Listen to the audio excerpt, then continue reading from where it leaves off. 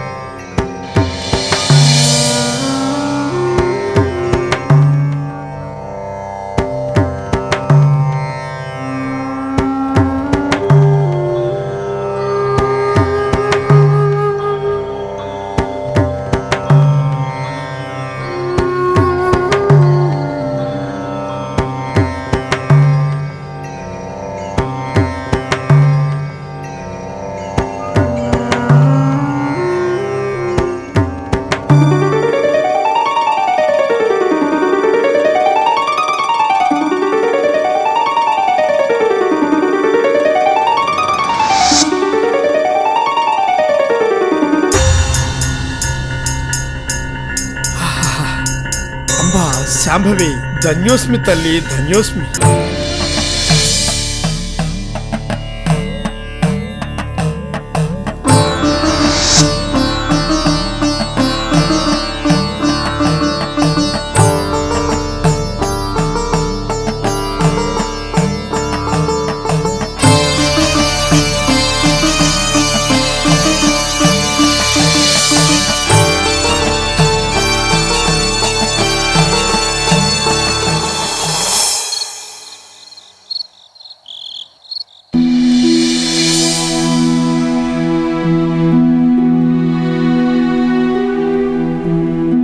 గాయత్రి, బాబాయ్, భార్గవ్ ఏం చేస్తుందమ్మా?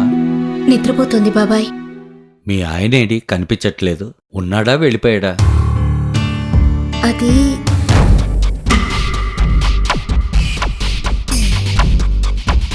ఇంకా వెళ్ళలేదు మావయ్య.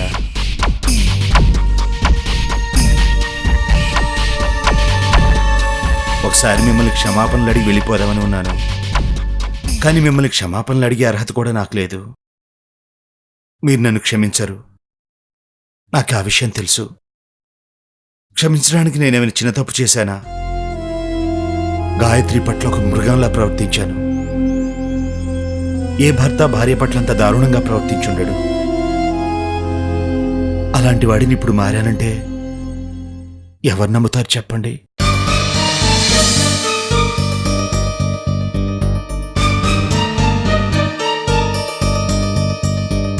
మీరు నమ్మకపోవడంలో తప్పు లేదు. నేను వెళ్తాను. మళ్ళీ మీ దృష్టిలో మంచివాడిగా నిరూపించుకున్నాకే తిరిగి వస్తాను.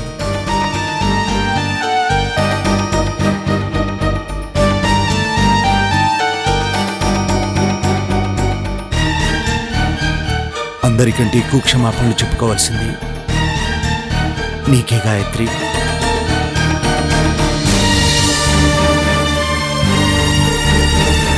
స్త్రీకి క్షమించే గుణం ఎక్కువ అంటారు. ఈరోజు కాకపోతే తర్వాతైనా నువ్వు నన్ను క్షమిస్తావన్న నమ్మకం నాకుంది. కానీ ఒక్క విషయం మాత్రం చెప్తున్నాను. నీ భర్తలోని దుర్మార్గుడు నిన్నటితోనే చనిపోయాడు. ఈ రోజు నుంచి నువ్వు కొత్త జీవన్ని చూస్తావు. అసలు నీ ఎదురుగా నిల్చుని మాట్లాడడానికే సిగ్గుగా ఉంది. వెళ్తాను గాయత్రి.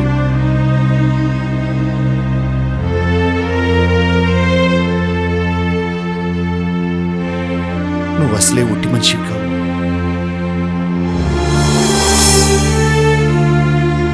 కడుపులో ఉన్న మన బిడ్డ జాగ్రత్త.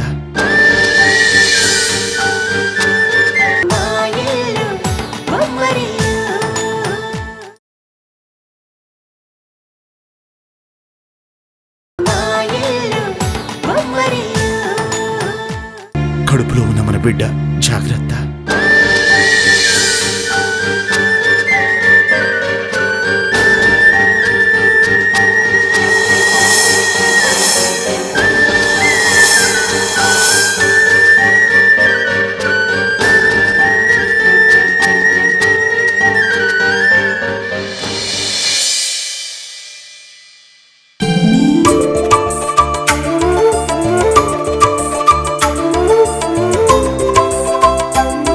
గాయత్రి,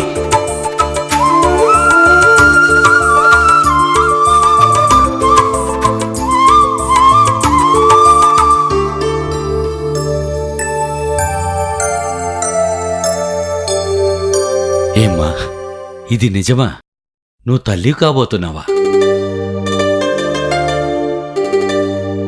మరి ఇంత శుభవార్త చెప్పకుండా ఎందుకమ్మా దాచావు? ఇదేమన్నా దాచుకునే విషయమా? నాకెంత సంతోషంగా ఉందో తెలుసా? నా కడుపులో బిడ్డ ఉన్న సంగతి తెలిసి నా భర్తే సంతోషించలేదు. ఇక నేను ఆ సంతోషాన్ని ఎవరితో పంచుకోవాలి చెప్పండి? నిజమే మావయ్య, దీనంతటికి కారణం నేనే. గాయత్రిని ఏమీ అనొద్దు.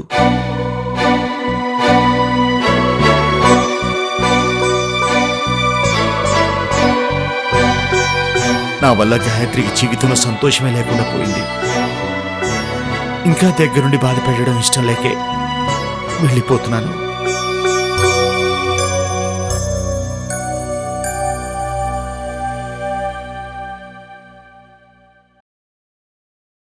ఏంటో ఈ టైంలో నిన్ను దగ్గరుండి చూసుకోవాల్సింది పోయి నీకు దూరంగా వెళ్లాల్సి వస్తోంది. అయినా నాకు బాధగా లేదు. నిన్ను మీ బాబాయ్ దగ్గరే కదా వదిలి వెళ్తున్నాను. నాకంటే ఆయన నిన్ను బాగా చూసుకుంటారు. వద్దు గాయత్రి, నన్ను ఆపడానికి ప్రయత్నించొద్దు. నాకు ఇక్కడ ఉండే హక్కు లేదు. నేను వెళ్తాను. జీవన్, నువ్వెక్కడికి వెళ్లాల్సిన అవసరం లేదు. నాలో ఉన్న కోపం నీలో ఉన్న చెడు ప్రవర్తన మీదే గాని నీ మీద కాదు. నువ్వే మారుతానంటే నాకంతకంటే కావాల్సిందేముంది?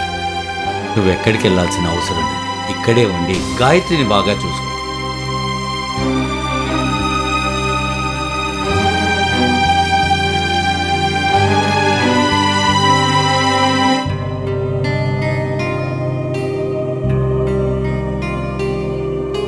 గాయత్రి,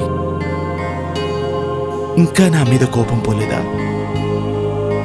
నన్ను క్షమించవా గాయత్రి? అంత మాట అనకండి. మీరు నా కడుపులోని బిడ్డకి తండ్రిని కానన్నారన్న బాధ తప్ప మీ మీద నాకెప్పుడూ కోపం లేదండి. ఇప్పుడు మీరే తండ్రిని అంగీకరించారు. నాకదే చాలు.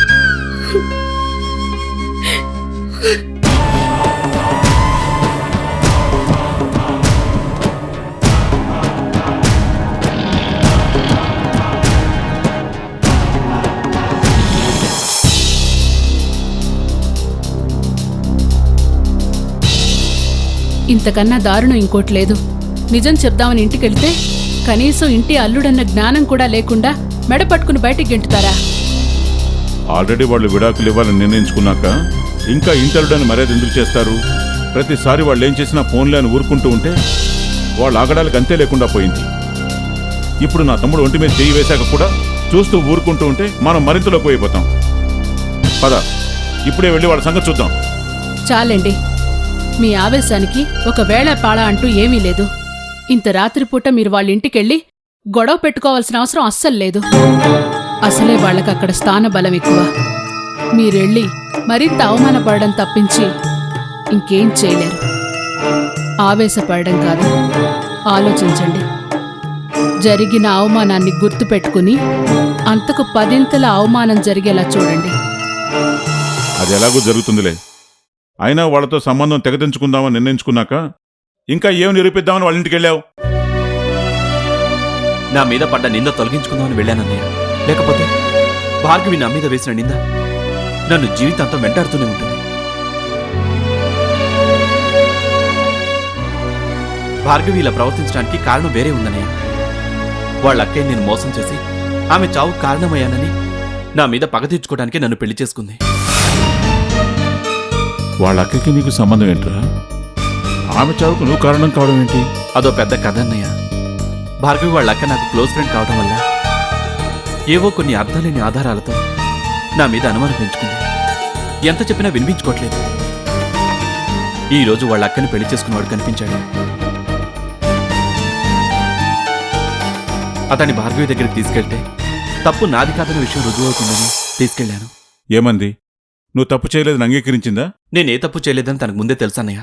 ఎందుకంటే నేను వెళ్లేసరికే చనిపోయిందనుకున్న వాళ్ళక్క బతికే ఉంది. అప్పుడు నాకు అర్థమైందన్నయ్య, భార్గవి ఇలా ప్రవర్తించడానికి కారణం వాళ్ళక్క చనిపోవటం కాదు.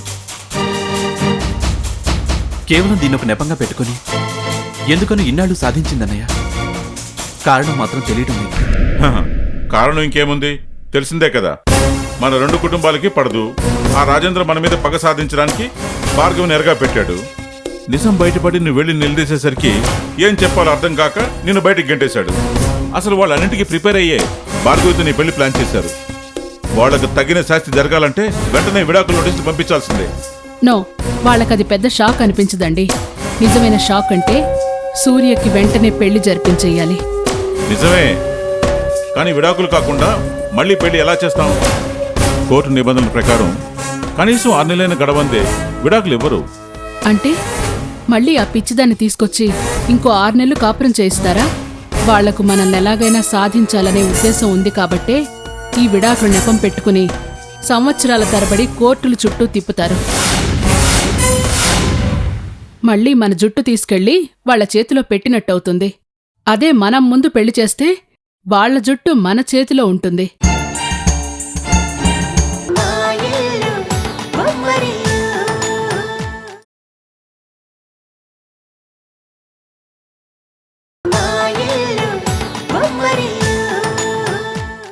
అదే మనం ముందు పెళ్లి చేస్తే వాళ్ల జుట్టు మన చేతిలో ఉంటుంది. అయినా ఈ రోజుల్లో 2 పెళ్లిళ్లు ఎంతమంది చేసుకోవడం లేదు? ఈ కోర్టులు గాని పోలీసులు గాని వాళ్ళనేమన్నా చేయగలుగుతున్నారా?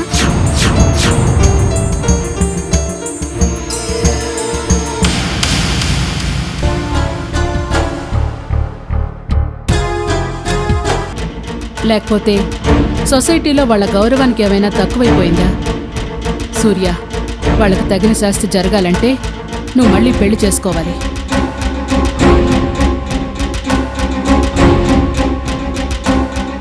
మీ వదిన చెప్పింది కూడా కరెక్ట్ అనిపిస్తుంది సూర్య. ముందు విడాకులు నోటీస్ పంపిద్దాం. ఈలోగా ఆలోచించి నువ్వు మళ్ళీ పెళ్లి చేసుకోవడం కరెక్ట్ అనిపిస్తే అలాగే చేద్దాం.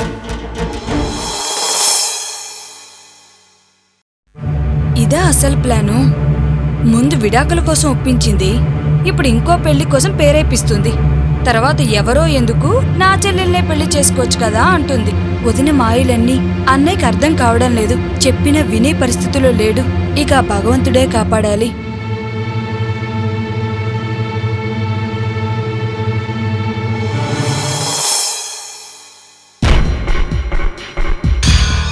నువ్వు మరీ ఇంత గుండెలు తీసిన బంటువని అనుకోలేదు.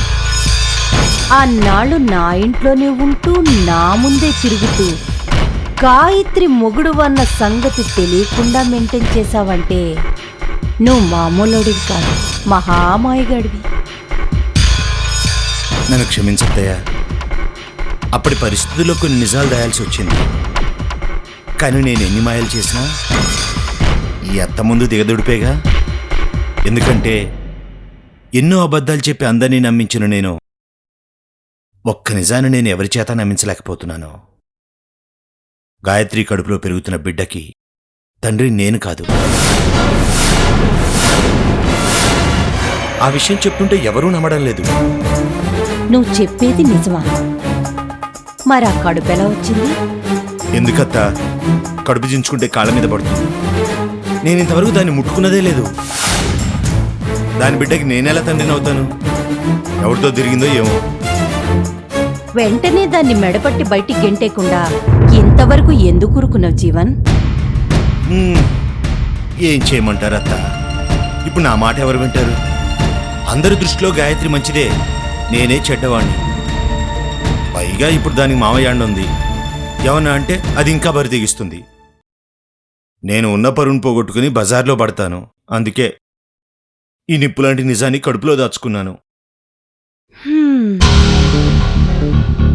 ఏమిటో జీవన్, ఈ అక్క చెల్లెళ్ళిద్దరూ మన ప్రాణాలకి శనిలా దాపురించారు. అక్కేమో నీ పరువు తీస్తుంది, చెల్లెలేమో నా ప్రాణాలు తోడేస్తోంది. నా సంగతి వదిలేయత్త, నాకు టైం వచ్చినప్పుడు చూసుకుంటాను గాని. అవును, భార్గవ పరిస్థితి ఎలా అయిపోయిందండి? ఇంకా నయం, ప్రియను సూర్యకిచ్చి పెళ్లి జరిపించారు కాదు. ప్రియ బతుకు అన్యాయం అయిపోయి ఉండేది. ఏంటయ్యేది? హ్యాపీగా కాపురం చేసుకుంటుండేది. నీకో విషయం తెలుసా? భార్గవి ఇలా అవ్వటానికి కారణం సూర్య కాదు, ప్రియ. ప్రియ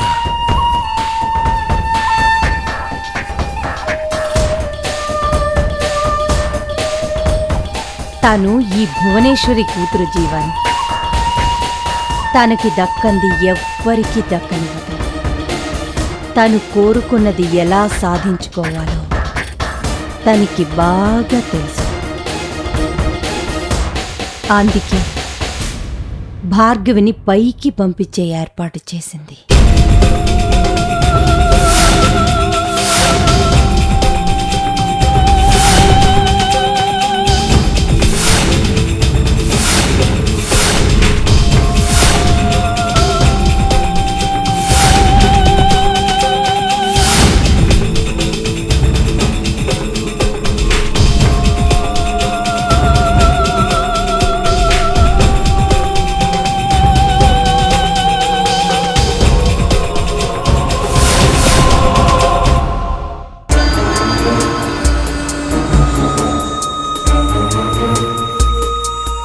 ఈ వచ్చే అమావాస్య రోజే భార్గవి జీవితంలో ఆఖరి రోజు. ఆ తరువాత ఆ సూర్యతో నా కూతురు పెళ్లి జరిపిస్తాను. శభాష్ అత్త, మీ తల్లి కూతుల తెలివితేటలకి నా జోహార్లు. మొదటిసారి మిస్ అయ్యాం. ఈసారి ప్రియా సూర్యల పెళ్లి జరిపించడంలో నీకెలాంటి సాయం కావాలన్నా నాతో చెప్పాలి, నేనున్నాను. భార్గవి చచ్చిన తరువాత నువ్వు సాయం చేయటానికి ఇంకేం మిగిలుంటుంది జీవన్? ఆ తరువాత సూర్యతో నా కూతురు పెళ్లి ఎలాగూ జరుగుతుంది. నా టెన్షన్ అంతా భార్గవి చావాలి అంటే అమావాస్య రోజు భార్గవికి తాయెత్తు కట్టాలి.